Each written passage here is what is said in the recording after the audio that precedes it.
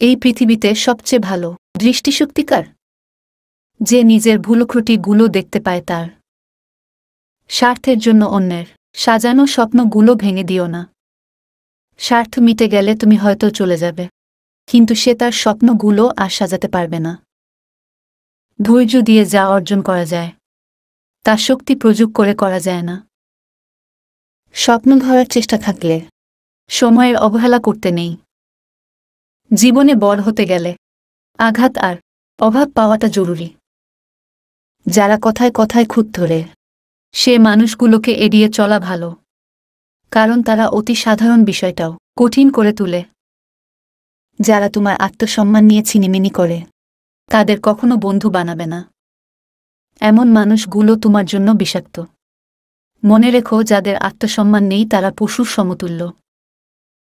অবহেলা এমন একটা জিনিস যা একটা জীবিত মানুষের বেঁচে থাকার ইচ্ছেটাকে মেরে ফেলে। সৎ মানুষকে দুটি জিনিসের সাথে লড়তে হয়।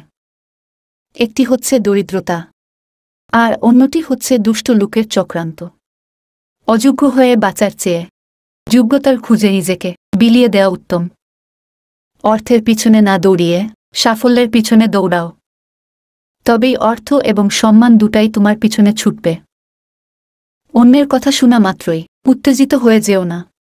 আগে কথাটির সত্যতা যাচাই করো, তারপর উত্তেজিত হও। যদি সফলতা পেতে চাও তাহলে বাইরে বের হও, ধাক্কা খাও, যা হোক কিছু করো, কিন্তু ঘরে ফালতু বসে থেকো না।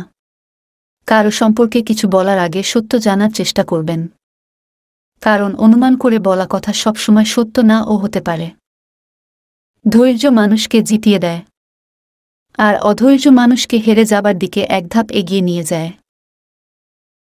অবশ্যই সেই সম্পদ একদিন ধ্বংস হবে, যে সম্পদ মানুষকে বোকা বানিয়ে অর্জন করা হয়েছে। আমরা যা জানি তা কেবলই এক ফোঁটা পানি, আর যা জানি না তা হচ্ছে মহাসমুদ্র। ভালো কথা খুঁজে না পেলে চুপ থাকো। খারাপ কথা বলার জন্য কেউ কোনোদিন নোবেল পায়নি। এমনকি চুপ থাকার অপরাধে তারও কখনো ফাঁসি হয়নি। পাথর ততদিন সুরক্ষিত থাকে যতদিন সে পাহাড় বা পর্বতের সাথে জুড়ে থাকে। পাতা ততদিন সুরক্ষিত থাকে যতদিন সে গাছের সাথে জুড়ে থাকে। মানুষ ততদিন সুরক্ষিত থাকে যতদিন সে পরিবারের সাথে জুড়ে থাকে। কারণ পরিবার থেকে আলাদা হয়ে মানুষ স্বাধীনতা হয়তো পায়, কিন্তু সংস্কার হারিয়ে ফেলে। জীবনের জন্য 6টি গুরুত্বপূর্ণ নির্দেশনা। যখন তুমি একা থাকো, নিজের চিন্তাকে নিয়ন্ত্রণ করো। যখন তুমি বন্ধুদের সাথে থাকো, তোমার জিহ্বাকে নিয়ন্ত্রণ করো। যখন তোমার অনেক রাগ হবে, উত্তেজনা নিয়ন্ত্রণ করো। যখন তুমি অনেক মানুষের সামনে আছো, নিজের আচরণ নিয়ন্ত্রণ করো।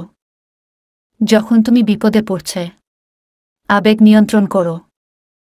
যখন আল্লাহ তোমাকে সব কাজে সফল করে দিবেন, তখন নিজের অহংকার নিয়ন্ত্রণ করো। শব্দ দিয়ে প্রতিবাদ করো, কণ্ঠ উঁচু করে নয়। মনে রাখবে, ফুল যত্নে ফুটে, বজ্রপাতে নয়। যারা ছিনিয়ে নিয়ে খায় তাদের কখনো পেট ভরে না, আর যারা ভাগ করে খায় তারা কখনো ভুখা মরে না। কষ্ট পেয়ে পরাজিত হওয়া মূর্খতার পরিচয়।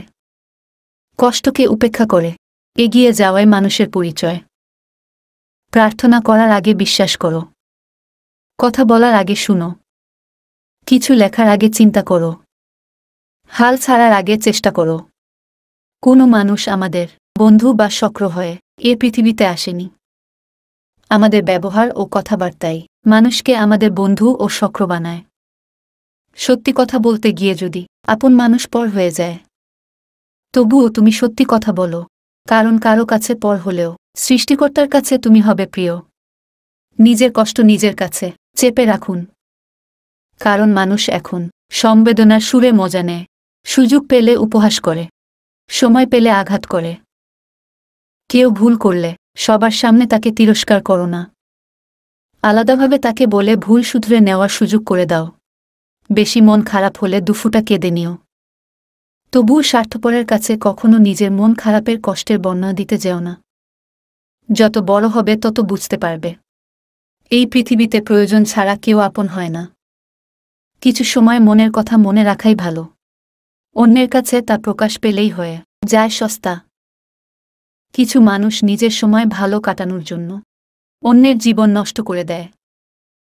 ভালো মানুষ হও, কিন্তু প্রমাণ করতে গিয়ে সময় নষ্ট করো না। যে তোমাকে বড় করেছে তার সামনে কখনো বড় হতে যেও না।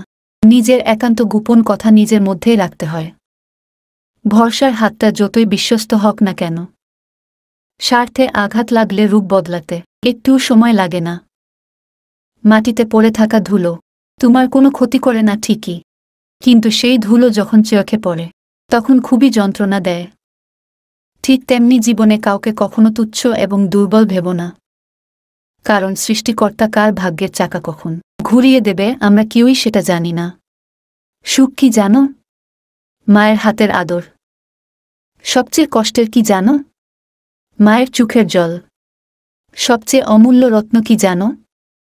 মা বাবার ভালোবাসা।